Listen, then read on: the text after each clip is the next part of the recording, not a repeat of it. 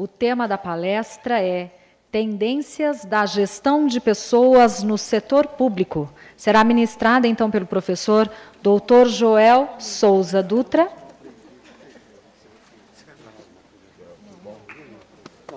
Eu só queria mencionar...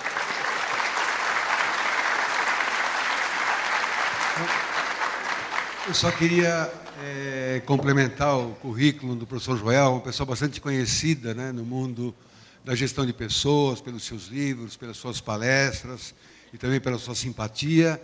Mas ele agregou ao seu currículo uma prova de que ele não é covarde.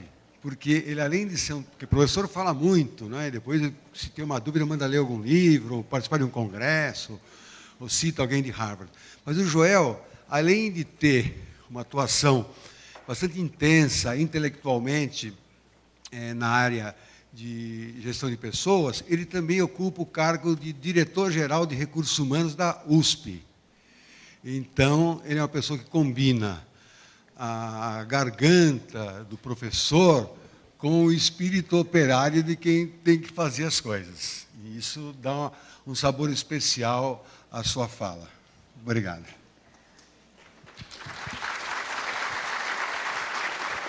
Lembramos a todos que podem participar com perguntas ou comentários. As nossas recepcionistas estão à disposição. Neste momento, então, eu passo a palavra ao nosso palestrante, professor Joel Souza Dutra.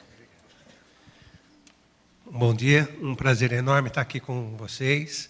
E a ideia é trazer um pouquinho da reflexão que a gente vem fazendo sobre gestão de pessoas e, principalmente, discutir desafios, tendências na gestão de pessoas. O que eu vou apresentar para vocês não é só um trabalho meu, é um trabalho de um grupo, de uma equipe. Nós temos algumas pesquisas longitudinais, talvez a mais conhecida seja as melhores empresas para se trabalhar, que a gente faz junto com a revista Exame, você SA, mas nós também temos um observatório de recursos humanos, a gente vai tentando observar tendências, né, na gestão de pessoas. Então, o objetivo é estimulá-los à reflexão sobre o impacto da gestão de pessoas no contexto organizacional como um todo. E eu pensei em alguns pontos. Falar de desafios para vocês da gestão de pessoas, também trazer alguns conceitos básicos, discutir o processo de avaliação, o sistema integrado de gestão de pessoas. E a ideia está trazendo alguns elementos sobre o como fazermos o que nós precisamos fazer. Porque acho que nós discutimos muito os problemas, mas como é que a gente vai resolvendo, equacionando esses problemas? Eu gostaria de trazer uma contribuição nesse sentido, em termos de gestão de pessoas. A minha fala aqui é um grande desafio, né, depois de falar, depois dos dois Hélios, depois do Guedes, né, são pessoas extremamente brilhantes, e eu tenho que trabalhar muito para tentar superar o brilhantismo desses meus colegas. Eu queria falar para vocês de desafios da gestão de pessoas. Se nós olharmos para o presente, nós vamos ver já um mercado demandante. Esse mercado, ele muda de configuração a partir de 2006. Até 2005, o mercado era basicamente ofertante. Eu tinha uma oferta de mão de obra maior do que a demanda. Hoje eu tenho uma demanda maior do que a oferta. Isso tem gerado pressões, como aumento de salários de piso, de reajustes salariais, mas, principalmente, a gente tem observado uma mudança na expectativa das pessoas em relação às organizações. E aí eu queria trazer para vocês o resultado da nossa pesquisa das melhores para se trabalhar. Nessa pesquisa, nós fazemos uma pergunta para as pessoas. O que é uma boa empresa para se trabalhar? Até 2009, uma boa empresa para se trabalhar era uma empresa onde eu aprendia, onde eu me desenvolvia. Mas, a partir de 2010, uma boa empresa para se trabalhar é uma empresa onde eu me sinto satisfeito e motivado. E esse índice ele vem crescendo. Em 2009 para 2010, esse índice pula praticamente 15%. Depois, continua crescendo para 45%, 50% e 1%.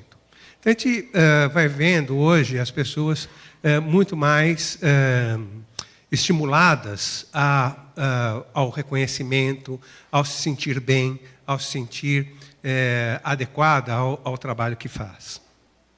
Se nós olharmos o resultado das 150 melhores para se trabalhar, nós vamos verificar também que as pessoas estão mais exigentes nessas empresas que são boas empresas para se trabalhar. Normalmente, nós recebemos a participação de 500 empresas, que já, ao se apresentarem, são empresas que julgam serem uma boa empresa para se trabalhar. Nós fazemos um processo de depuração até chegarmos às 150 melhores. Esse é o resultado das 150 melhores. O que nós vamos observar é que o índice de qualidade do ambiente de trabalho, chamado IQAT, ele vem num processo de redução, né? Nós vamos vendo que esse índice vem caindo. Embora as organizações, nos últimos anos, tenham investido pesadamente no aprimoramento da gestão de pessoas. Então, nós estamos vendo pessoas mais exigentes. É interessante, nós estamos querendo iniciar agora a pesquisa no setor público. Então, a partir de 2013, isso já está acertado com abril, nós vamos começar a fazer a pesquisa das melhores para se trabalhar na administração pública.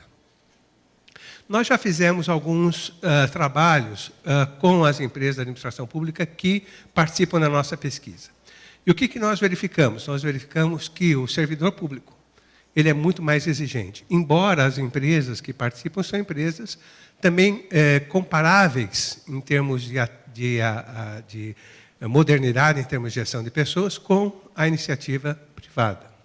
Mesmo assim, nós temos as pessoas muito mais exigentes nessa nossa pequena amostra. Por isso, nós queremos amplificar, né, essa investigação. Também nós começamos a perceber um comportamento diferente da nossa população e nós fomos levantando hipóteses de que nós tínhamos aqui no Brasil um problema importante a partir das gerações. Nós nunca demos muita bola para essa questão das gerações, mas nós vimos que isso se tornava cada vez mais significativo. Então, nós começamos um trabalho de pesquisa verificando como funcionam as quebras geracionais aqui no Brasil e nós verificamos que realmente as nossas quebras geracionais são diferentes da Europa e dos Estados Unidos. A minha geração é chamada da geração dos baby boomers, né? Isso porque, depois da Segunda Guerra Mundial, uma explosão de nascimentos na Europa e nos Estados Unidos, e essa minha geração foi chamada como filhos dessa explosão de nascimentos. A geração dos meus filhos é a chamada geração X. Então, a minha geração nasceu do final da década de 40 ao final da década de 60, e essa geração X, ela começa a surgir no Brasil a partir de 66 e vai até 85. E aí nós temos uma primeira quebra, né? Na Europa e nos Estados Unidos, essa geração vai até 77, 78, e aqui no Brasil só surge uma nova geração a partir de 86. Essa geração com formação de nível superior começou a entrar no mercado de trabalho a partir de 2009. Então, nós estamos falando de um pessoal que está entrando recentemente no mercado de trabalho. Mas verificamos que essa geração é muito diferente da geração X.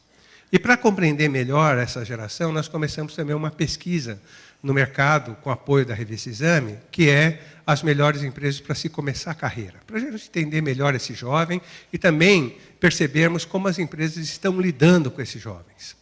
Eu quero afirmar para vocês que as empresas estão lidando muito mal com esses jovens. Assim, num primeiro approach, numa primeira aproximação. As organizações estão ainda muito perplexas, né, com a demanda dessa nova geração. Mas gostaria de trazer alguns dados sobre essa pesquisa. O primeiro é como esses jovens se enxergam, né? Nós vamos ver que eles se enxergam como pessoas ambiciosas, antenadas, agressivas, dedicadas, organizadas, objetivas, disponíveis. Mas quando nós perguntamos, onde é que você precisa melhorar? E elas dizem o seguinte, olha, eu preciso saber vender ideias, eu preciso lidar melhor com a hierarquia, ter mais autocrítica, ser menos ansioso, mais organizado, mais persistente, delegar mais. Quando a gente pergunta para esses jovens o que significa o trabalho para eles, eles dizem o seguinte, para mim o trabalho é uma fonte de prazer e satisfação. E aí nós começamos a ter um primeiro antagonismo com a geração X. A minha geração foi educada num ambiente muito autoritário, em casa, na escola, no trabalho. Não foi assim que nós educamos os nossos filhos. Nós educamos num ambiente mais aberto, democrático, participativo. Então, essa geração X é uma geração que tem um apreço por um equilíbrio entre vida e trabalho, mas nunca praticou. É uma geração que trabalha arduamente.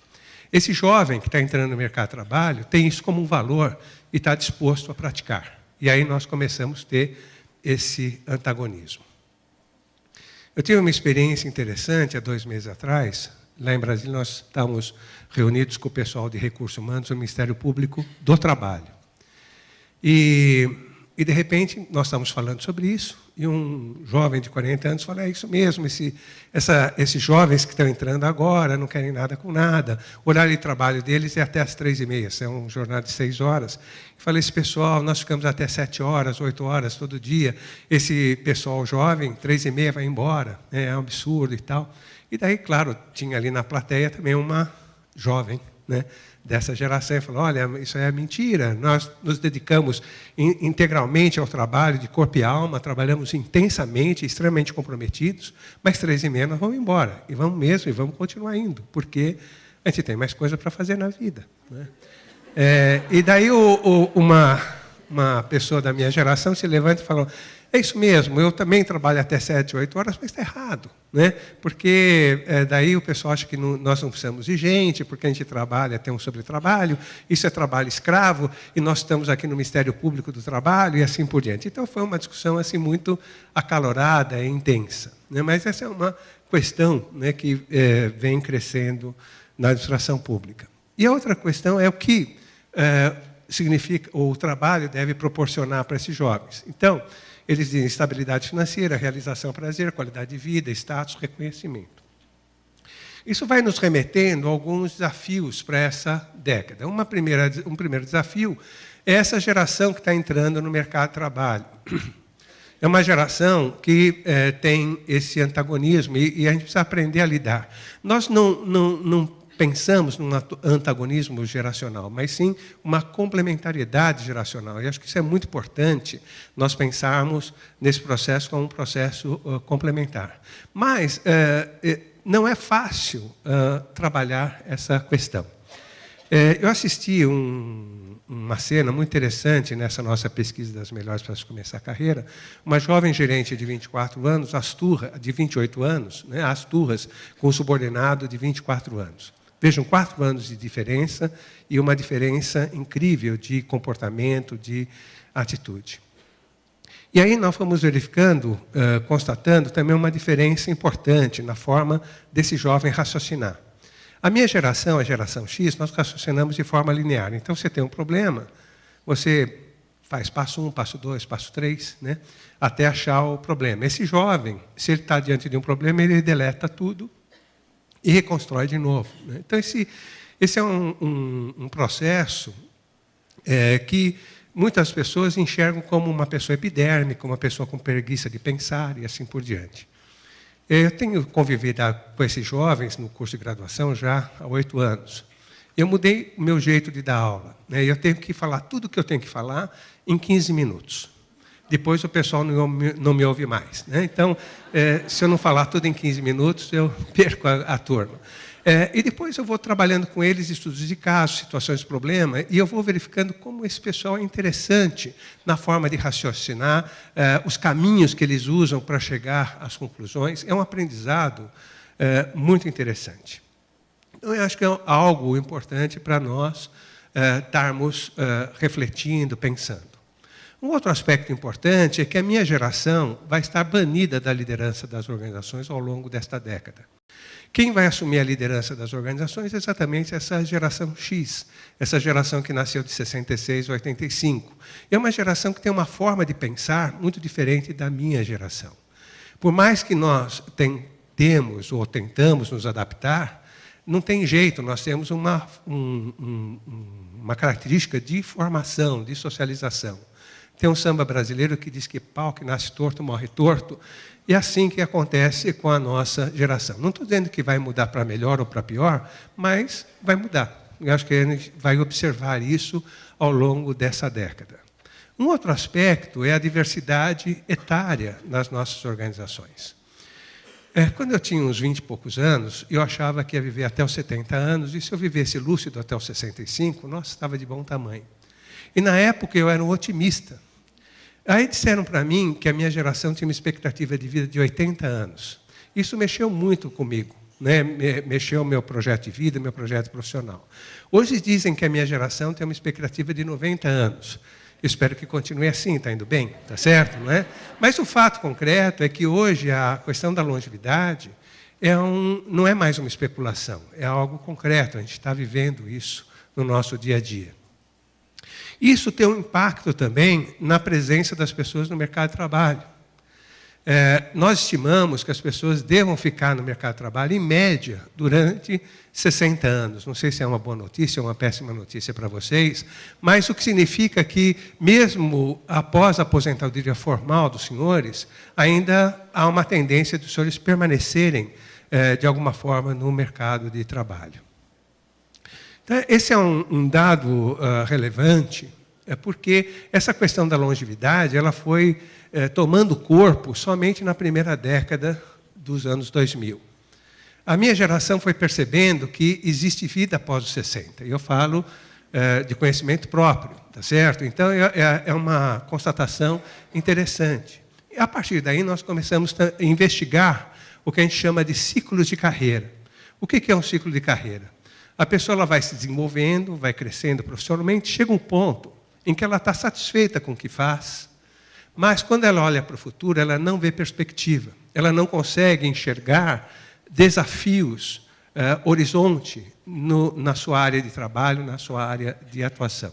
Se a gente fosse usar uma metáfora, nós poderíamos dizer que a pessoa bateu com a cabeça no teto.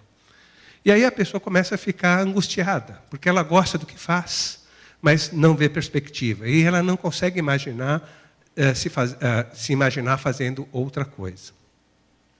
Esse processo, esse ciclo, na minha geração, demora de 20 a 25 anos.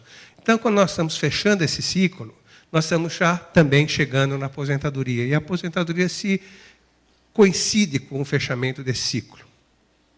Porém, quando nós pegamos esse jovem que entrou no mercado de trabalho na década de 90, ou seja, essa geração X, esse ciclo é de 15 a 18 anos. Ou seja, a pessoa vai chegando por volta dos 40 anos e ela está fechando um primeiro ciclo da sua carreira. Esse jovem que está entrando no mercado de trabalho agora provavelmente vai ter um ciclo de 12 a 15 anos. Isso tem gerado também um movimento interessante. Nós acompanhamos uma série de concursos públicos aqui no estado de São Paulo ao longo dos anos 2000, né, desde o início dos anos 2000. E nós fomos percebendo o crescimento proporcional de pessoas com mais de 40 anos sendo aprovados nesse concurso. A nossa hipótese é que essas pessoas fecharam um ciclo no setor privado, estão abrindo agora um ciclo no setor público. E também essa é uma novidade interessante. Você está recebendo pessoas nos concursos públicos, não só jovens, mas também pessoas maduras, com uma biografia, com uma história, com uma possibilidade incrível de contribuição. Como aproveitar essas pessoas?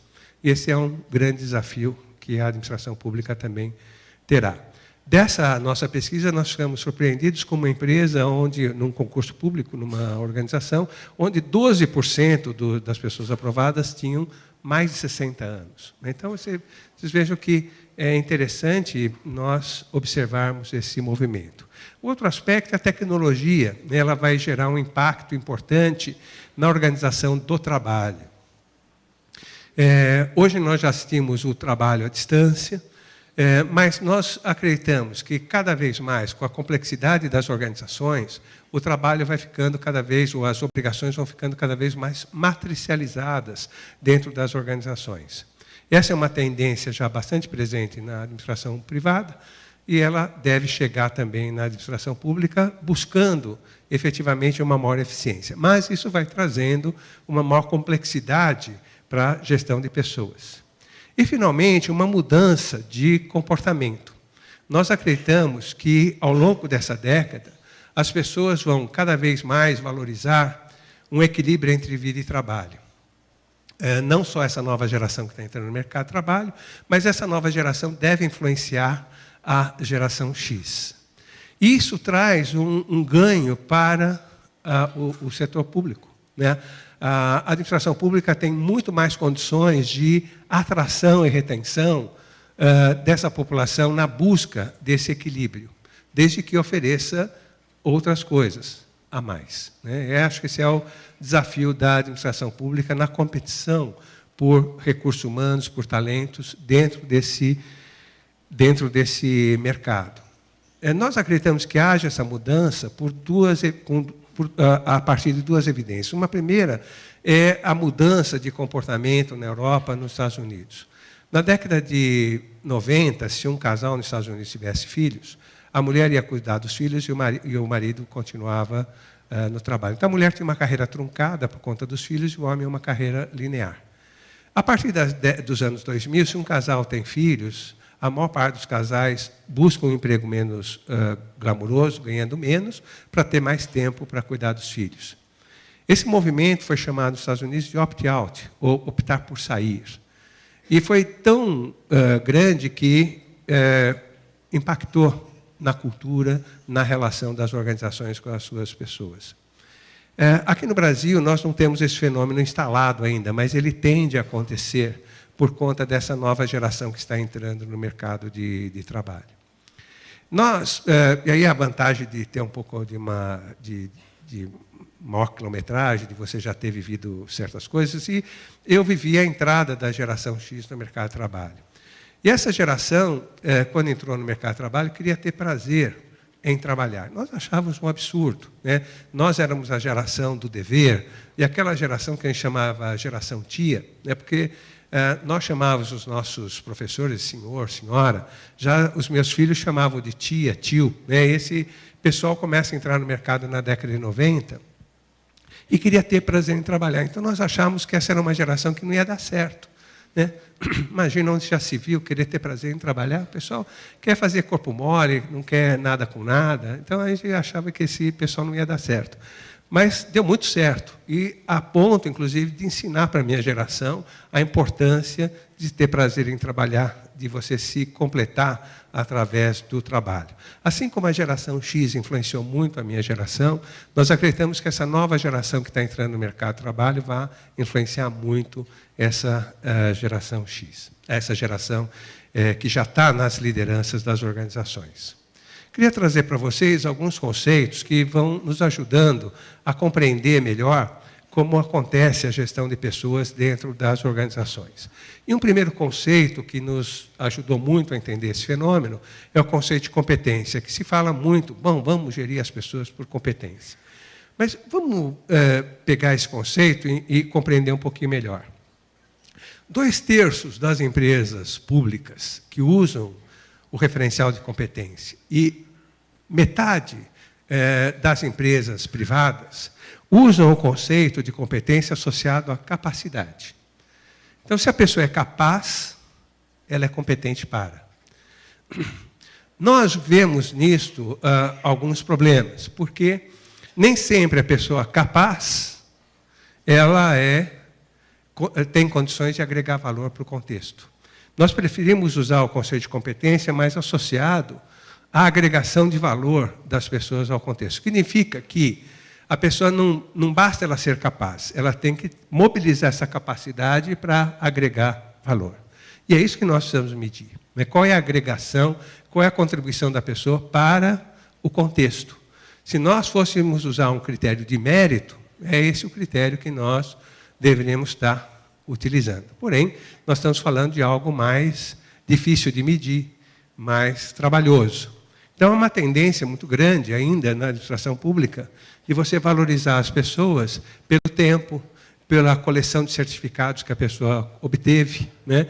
E, a partir daí, você valoriza a pessoa, acreditando que aquela pessoa, com todos aqueles títulos, todos aqueles certificados, seria uma pessoa capaz de agregar mais valor para o contexto. Né? É um pressuposto que pode ser discutível. Seria muito importante, de alguma maneira, nós termos um elemento para checar o quanto, de fato, a pessoa está contribuindo para o meio. Quando nós olhamos essa contribuição para o meio, nós vamos observando que essa contribuição é cada vez mais não tangível, o que dificulta a situação. Então, muitas vezes a pessoa fala, bom, eu não fui contratado para isso. Olha, lá no edital dizia que eu tinha que fazer isso. e ponto. Tá certo? E, obviamente, não é isso que a gente quer das pessoas, né? Cada vez mais, eu quero das pessoas algo muito mais amplo, né, do que simplesmente o que estava ali descrito na função da pessoa. Então, vou pegar 2 exemplos que estão já muito internalizados no dia a dia das organizações, mas que são 2 exemplos de aspectos não tangíveis. Por exemplo, um líder, um gestor toma uma decisão. É uma decisão acertada, mas ele acabou de arranjar um grande problema para o colega do lado. Essa pessoa não me interessa. Esse tipo de decisão não me interessa. Eu quero que a pessoa, ao tomar uma decisão, ela tenha visão sistêmica, ela consiga perceber o impacto da decisão dela no trabalho do colega. Ou a pessoa toma uma decisão acertada para aquele momento, mas ela acabou de armar uma bomba relógio, que vai explodir daqui a 2 anos. Também não me interessa, né? Eu quero que a pessoa tome uma decisão com visão estratégica, ela consiga perceber o impacto da sua decisão daqui no futuro. Então, eu estou pegando 2 aspectos não tangíveis que estão já muito internalizados no dia a dia, né? Mas nós podemos pegar uma série de outros aspectos. Então, é muito importante, quando nós falamos de competência, descrevermos para as pessoas o que nós queremos das pessoas, também nesses aspectos não tangíveis. Eu quero que você tenha visão sistêmica, eu quero que você trabalhe em equipe, eu quero que você respeite os valores da instituição, da organização, do órgão, e assim por diante. Porém, para nós darmos maior tangibilidade ou maior concretude a esse processo de contribuição, nós fomos tentando investigar como é que nós poderíamos medir essa contribuição. E nós verificamos que a gente poderia medir a partir da complexidade. Na medida que a pessoa vai lidando com maior complexidade, ela vai, naturalmente, contribuindo mais para o contexto. Isso acontece de uma forma muito natural. Vamos pegar um exemplo. Eu acho que muitos dos senhores têm filhos. Imagine como foi ter o primeiro filho. Como a relação dos senhores mudou em relação aos seus pais, seus sogros, seus irmãos, seus cunhados. Como o filho, de repente, os posicionou de uma forma bem diferente no contexto familiar. E o filho representa uma situação de maior complexidade, que faz com que a gente comece a olhar, né, o contexto onde nós nos inserimos de uma forma diferente. A mesma coisa acontece dentro da organização. Na medida que a gente vai assumindo atribuições e responsabilidades de maior complexidade, a gente vai construindo um olhar muito mais profundo sobre a realidade que nós vivemos e, por isso, temos uma grande condição de agregar valor para esse contexto.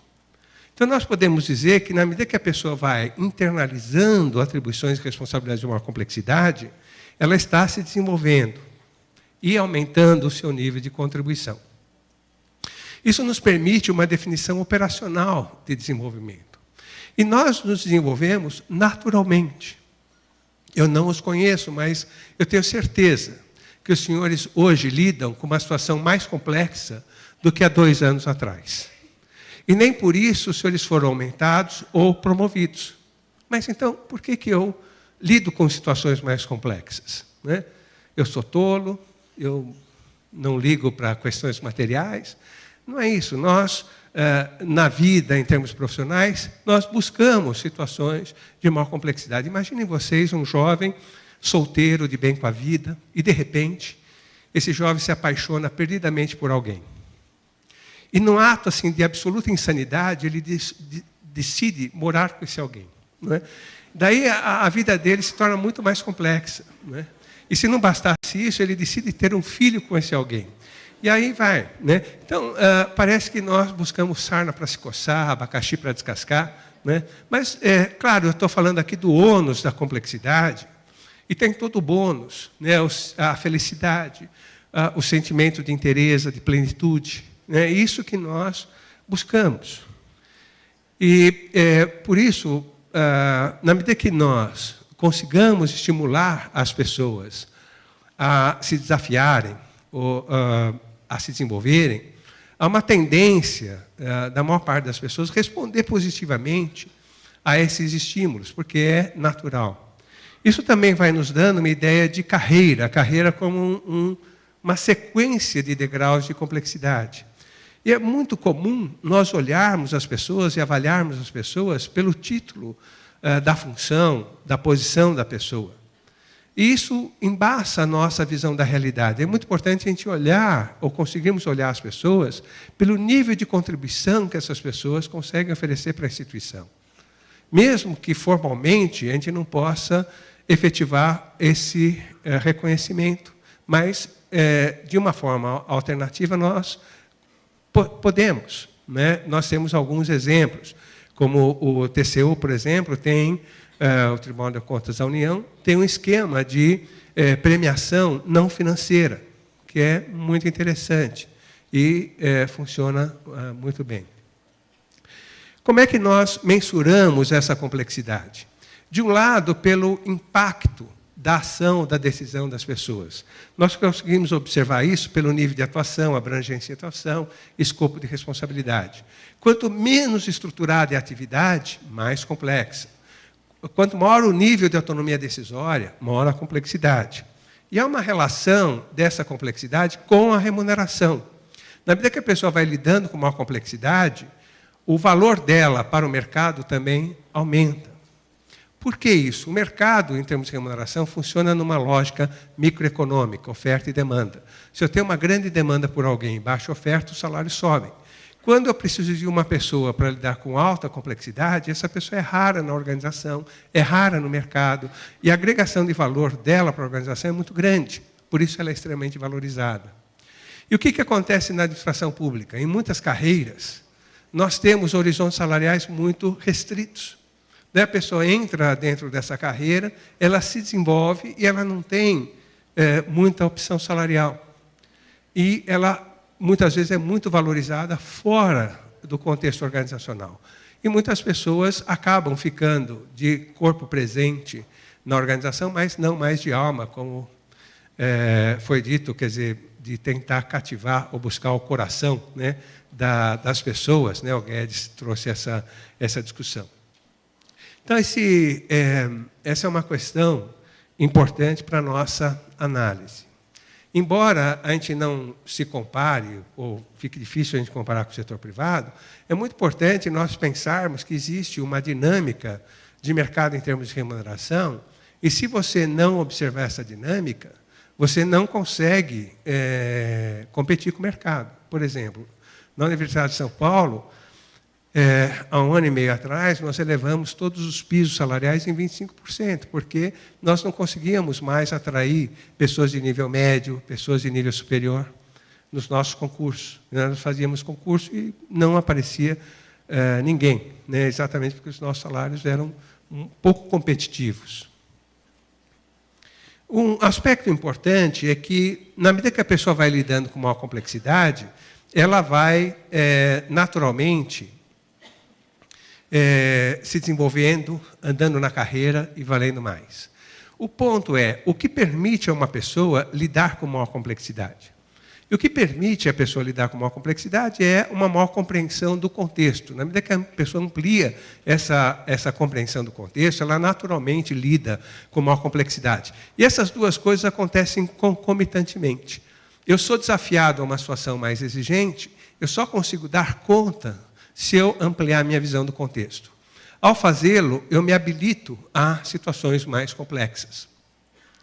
Então, se uma pessoa lida com esse nível de complexidade, é porque ela tem a compreensão do contexto equivalente. Nós chamamos isso de nível de abstração. Na medida que a pessoa aumenta o seu nível de abstração, ela vai lidando com maior complexidade. Como é que as pessoas aumentam o seu nível de abstração? Através da experiência e através da formação, ou de ambos. Só para ilustrar essa situação, a gente sempre viu essa relação entre complexidade e nível de abstração. Vou contar um caso para vocês. Uma amiga minha, pesquisadora inglesa, ela foi fazer um trabalho na África do Sul, numa mineradora de ouro. E ela trabalha com isso, diagnostica o nível de abstração das pessoas. Ela olha através da biografia das pessoas, de questionários, entrevistas, jogos. E ela se deparou com um jovem que, para a sua idade, tinha um nível de abstração muito acima da média. Mas o curioso é que esse jovem não tinha biografia para ter aquele nível de abstração. Ele tinha entrado na mineradora como mensageiro há mais de 10 anos e continuava mensageiro. Em termos de formação, ele tinha alfabetização básica. Então, a hipótese da minha colega, que esse jovem tinha tido uma experiência extraordinária fora da mineradora para ter aquele nível de abstração. E o que ela constatou é que a mineradora era o primeiro e único emprego desse jovem. Então, ela estava diante de uma situação que a única explicação possível é que ela estava diante de um milagre. Aquele jovem tinha sido iluminado divinamente, ou tinha sido abduzido por algum ET, alguma coisa desse tipo. Não é? Tá certo? Obviamente, devia ter alguma outra explicação. E ela continuou investigando e descobriu que aquele jovem, na verdade, era um grande agiota. Ele movimentava um dinheiro incrível dentro da mineradora. Né? E ele começou assim, com pequenos empréstimos, ele foi crescendo, e quando ela descobriu, ele já tinha várias pessoas trabalhando dentro e fora da mineradora para ele, e já tinha uma verdadeira financeira montada. Então, eu só quero mostrar para vocês que há sempre uma relação direta entre abstração e complexidade, né? O nível de complexidade com o qual você atua. Mas qual é a decorrência dessa nossa reflexão? Que a pessoa ela só vai se desenvolver se ela for desafiada. Uma pessoa que faz a mesma coisa a vida toda, ela vai se desenvolver muito pouco.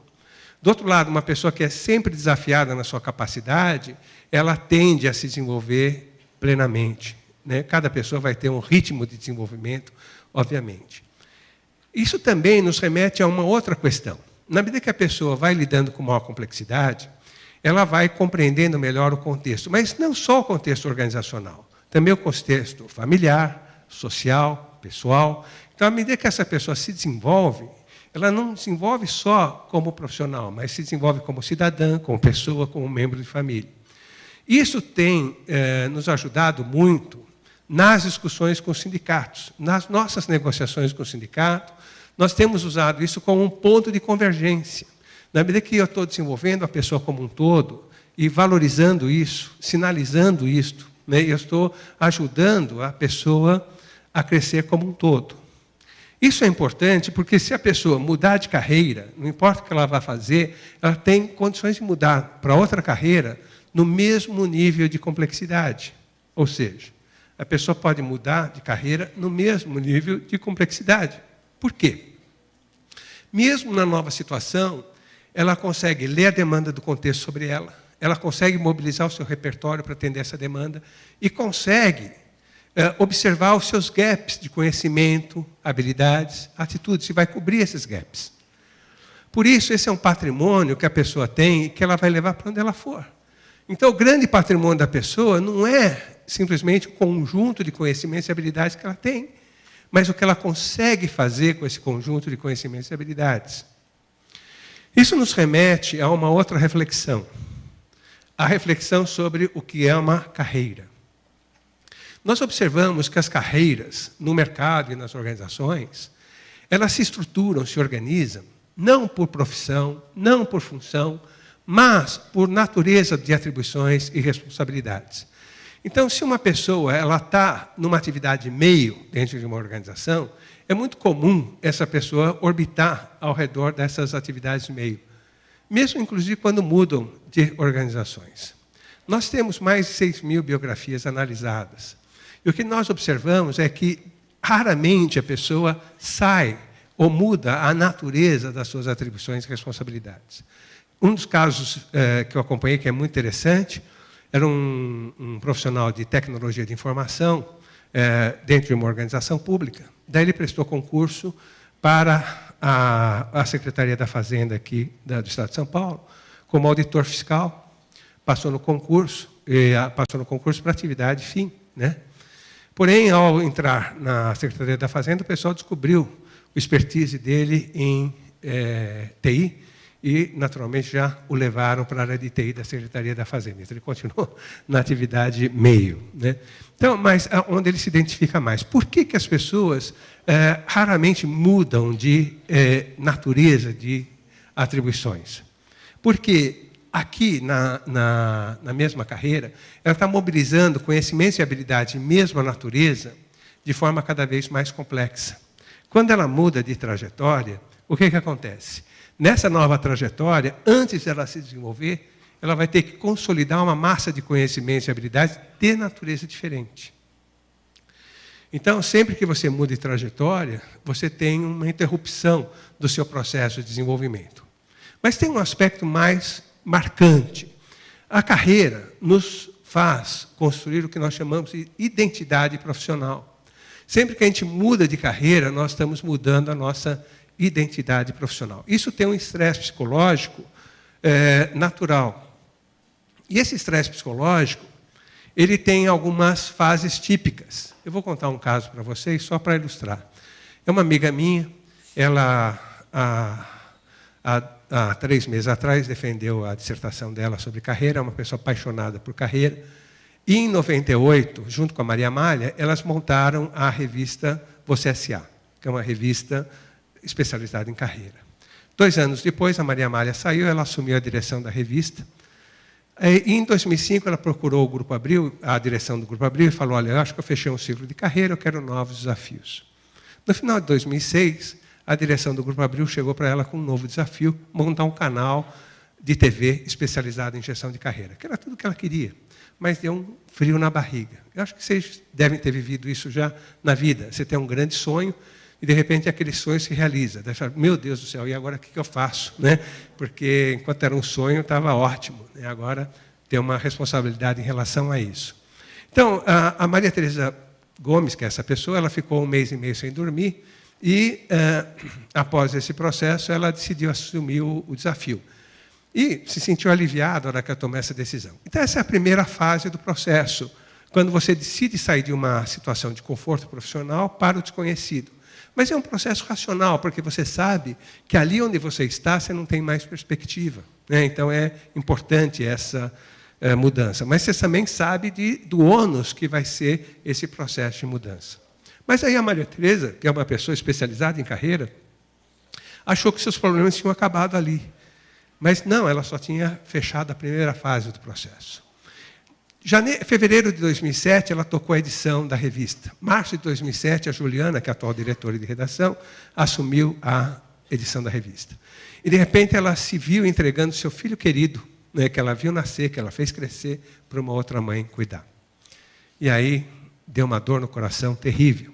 E essa segunda fase, ela é basicamente emocional, não é racional. Por mais que você esteja preparado, o baque é muito grande. E, nesse caso, você não pode visitar o filho, porque é ingerência. Então, essa fase é a fase de renúncia da sua identidade. Né? Você está renunciando, aquilo não te pertence mais. Então, você tem que lidar com o sentimento de perda, né? De algo que você construiu durante uma boa parte da tua vida. Daí ela entrou numa terceira fase, que nós chamamos de limbo.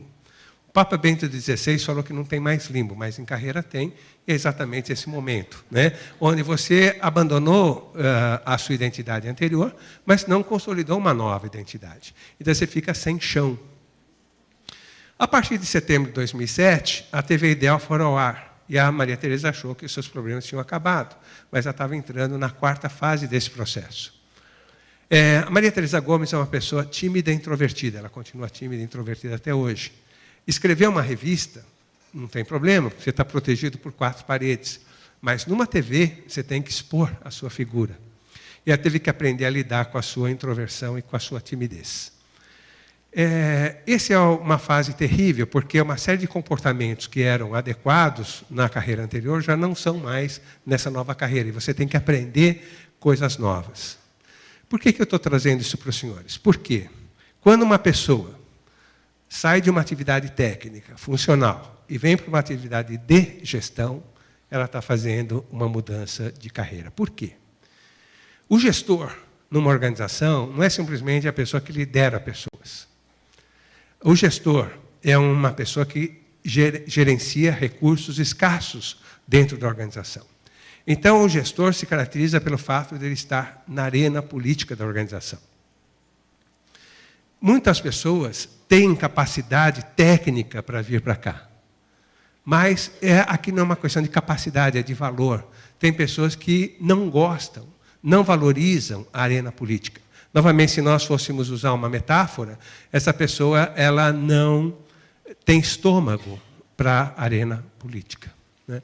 Então, eu gostaria de trazer essa reflexão para os senhores, porque na administração pública, você acredita que o gestor está gestor. Eu queria dizer para vocês que não, o gestor, a hora que faz essa transição, ele é gestor, né? E se ele voltar para cá, ele vai ter que fazer uma nova transição de identidade profissional.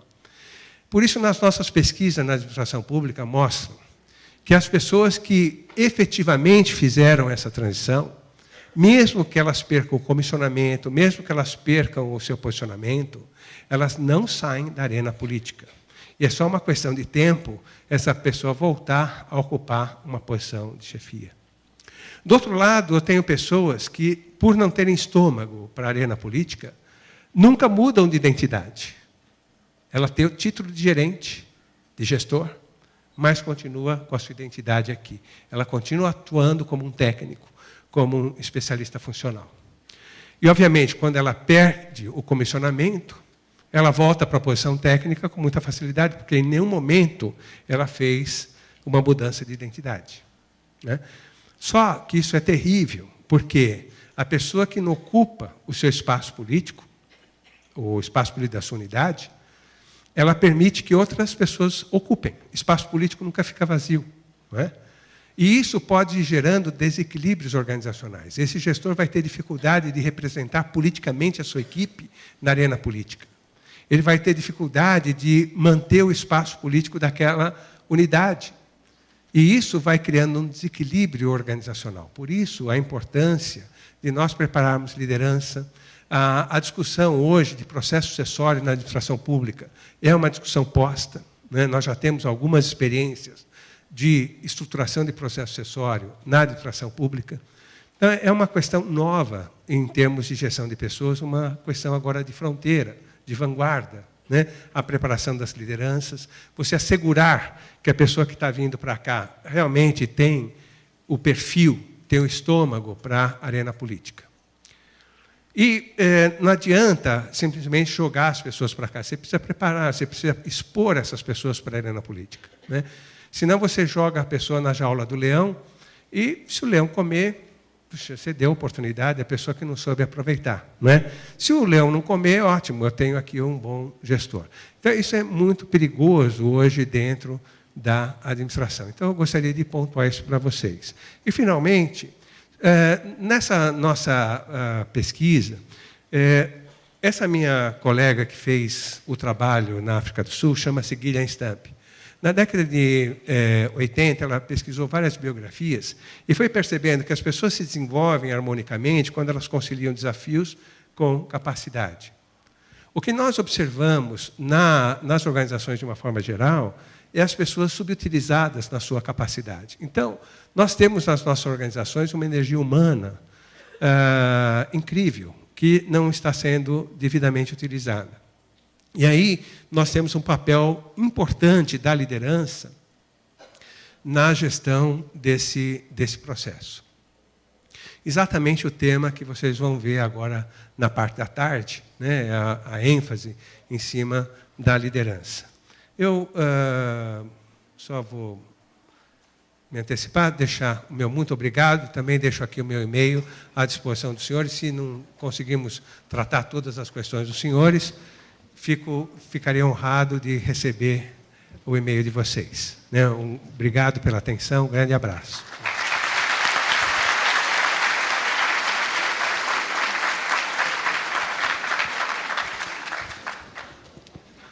Bom, professor, nós agradecemos aí a sua palestra, e até por pertencer a essa geração que o senhor falou, aquela autoritária e criada, eu posso dizer com certeza que a gente vive esse choque no dia a dia.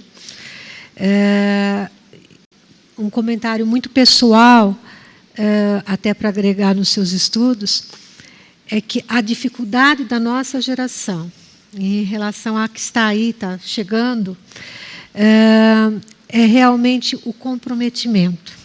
O comprometimento que nós tínhamos está bem diferenciado do comprometimento atual.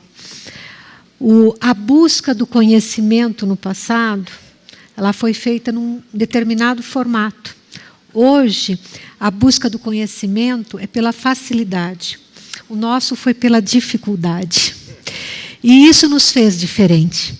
Então, hoje, eu convivo com 2 gerações, a minha e uma que veio muito depois, no local onde eu atuo, veio muito depois, até por questões de governo, e elas foram chegando agora, nos últimos 5, 6 anos.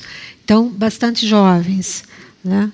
Então, esse choque, acho que é um dos maiores desafios enquanto gestor, né, de uma unidade que tem as suas implicações e que tem.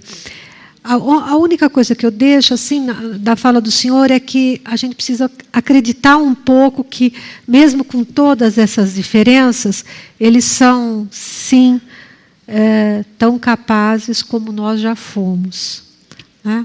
Esse congresso, ele foi realizado por jovens. Então, não foi a equipe madura da unidade central que o concebeu, né? Então, aí até os meus cumprimentos à equipe, né? Que é só uma questão de oportunidades, né?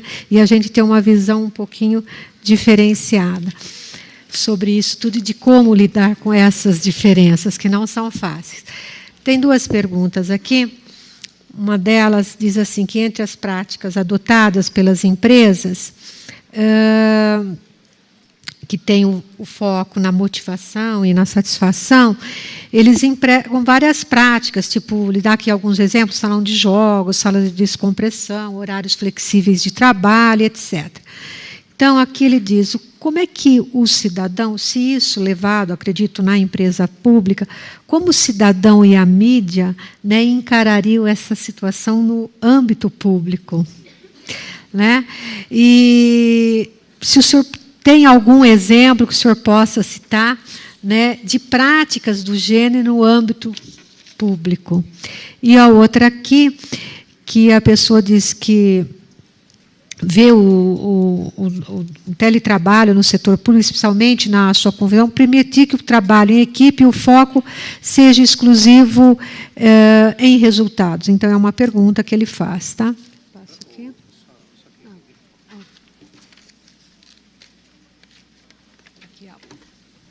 Bom, primeiro, muito obrigado pelas perguntas. Com relação à prática de descompressão, de lazer, de respeito às pessoas, como o Guedes trouxe aqui, a humanização do trabalho, a gente tem visto muito bons resultados. A gente tem acompanhado algumas experiências interessantes. Por exemplo, no setor elétrico, algumas organizações têm adotado, eu diria assim, eu destacaria Itaipu. Itaipu tem um trabalho assim, muito interessante de valorização das pessoas em vários aspectos, né? Não só no aspecto profissional, mas no aspecto pessoal, familiar, social. Esse é um elemento importante da pessoa se sentir valorizada como pessoa pela instituição, e essas práticas são, obviamente, práticas complementares a uma política mais ampla de cuidado com as pessoas, né? Então, não é simplesmente você criar uma estrutura de descompressão, de lazer, e falar, bom, isso aqui é a nossa política de recursos humanos. Não, isso faz parte de um compromisso muito mais amplo de relação da instituição com seus servidores. Eu acho que esse é o aspecto importante, de respeito, de olhar a pessoa de forma integral, plena. Eu acho que esse na verdade, é o ponto. E isso daí vai gerando uma série de ações, de alocação de recursos, de prioridades na gestão de pessoas. O teletrabalho, a gente está vendo como um processo crescente no setor privado. E isso tem implicado, inclusive, a redução de espaço.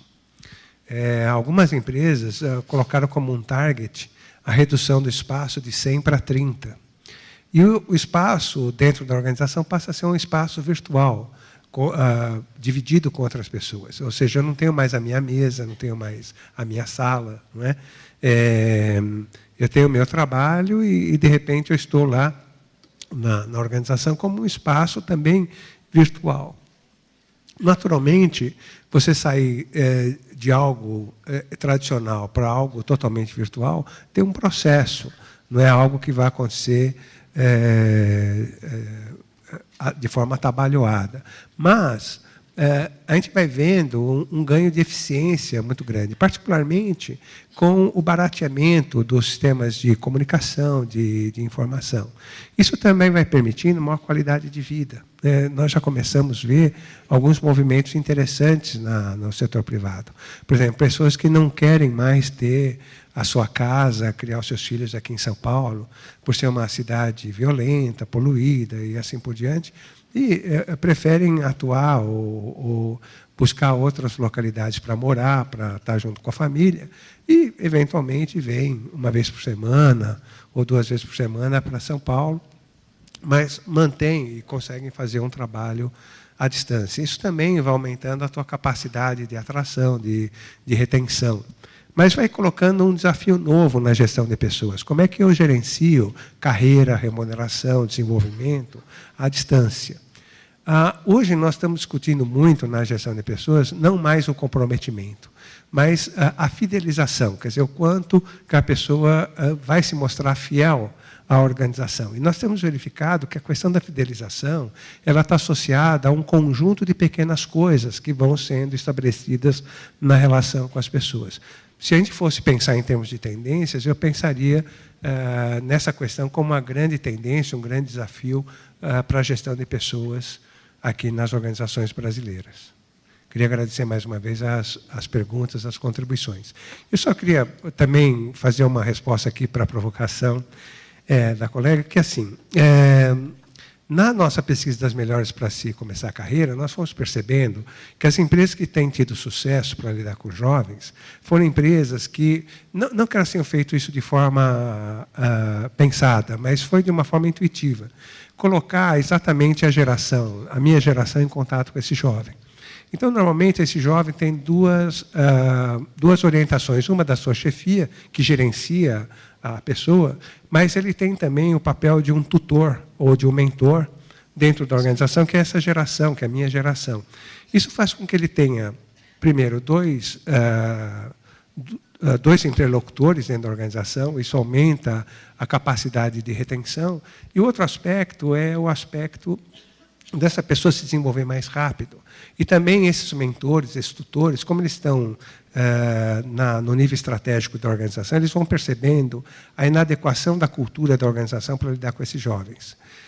No setor público, nós temos encontrado uma grande dificuldade exatamente nesse aspecto. Às vezes, pequenas coisas você consegue melhorar muito a atração e a retenção. Por exemplo, eu assisti há um mês atrás, nós estamos conversando com um grupo de trabalho, e uma das pessoas do grupo deu o seguinte depoimento: eu entrei numa organização pública, eu não tinha mesa para sentar, nem tinha lugar para pôr minha bolsa, eu passei um mês sentada numa cadeira agarrada na minha bolsa. Tá certo? Só estou pegando um caso extremo, mas é isso, a pessoa entra dentro da organização, ela é jogada. Né? Quem recebe, quem articula a entrada dessa pessoa, como é que ela é recepcionada? Nós estamos falando de coisas muito simples, né? E que fazem uma grande diferença. Né? Se também esse jovem, além da sua chefia, ele tiver um mentor, um orientador, né? Isso pode fazer uma grande diferença na construção do compromisso dessa pessoa com a organização. Então, nós não estamos falando de coisas mágicas, de coisas grandiosas, e nem que tem custo. Né? Então, só para citar, atendendo a sua provocação. Muito obrigado. Bom, agradecemos aqui ao professor e passo aí a palavra para a nossa colega. Obrigada.